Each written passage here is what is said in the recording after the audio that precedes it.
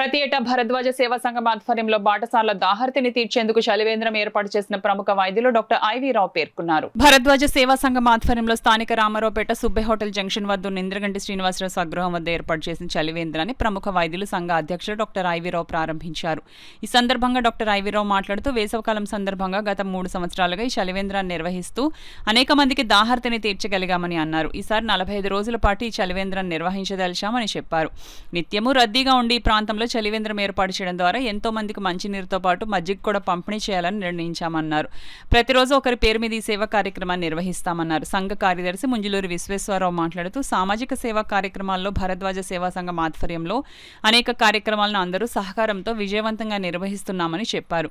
కార్యక్రమంలో Indraganti Srinivasarao, VS Murali, D Bhaskar, అయ్యగారి Venkatesh, KVS Sitaram, doctor Vodarevu Ravi, రంగభట్ల Srinivas, కందారం రివై, Vaddadi మూర్తి, ఇంద్రగంటి నాగేశ్వరి, సుబ్రహ్మణ్యం, మండలిక శాస్త్రి, నల్లమిల్లి సత్తిరెడ్డితో పాటు పలువురు పాల్గొన్నారు.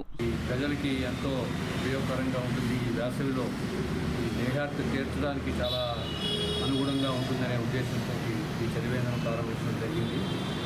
ఈరోజు దీనికంతటికీ ముఖ్య కారణం మన ఇంద్రగంటి శ్రీనివాస్ గారు, వారి వైఫ్. వాళ్ళు ప్రత్యేకంగా శ్రద్ధ తీసుకుని ఈ కార్యక్రమాన్ని అంతటినీ వారు నడిపించడం మాకు ఎంతో వారికి కృతజ్ఞతలు తెలుపుతున్నాము. ఈరోజు మన పద్మావతి గారు వారి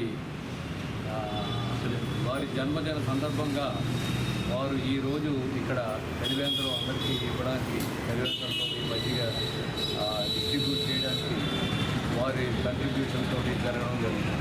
స్థాపించిన నుంచి ప్రతి సంవత్సరం కూడా మేము రామారావుపేటలో సుబ్బే హోటల్ జంక్షన్లో చలివేంద్రం నిర్వహిస్తున్నాం. అదేవిధంగా ఈ సంవత్సరం కూడా ఈరోజు ఉదయం 9:30కి ఈ చలివేంద్రం ప్రారంభించడం జరిగింది.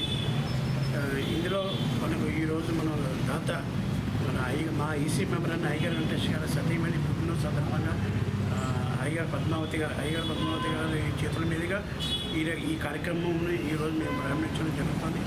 సో ప్రజలందరూ కూడా ఈ యొక్క సౌకర్యాన్ని ఉపయోగించుకొని మేము ప్రతిరోజు ఉదయం 10 గంటల నుంచి సాయంత్రం 5 గంటల వరకు కూడా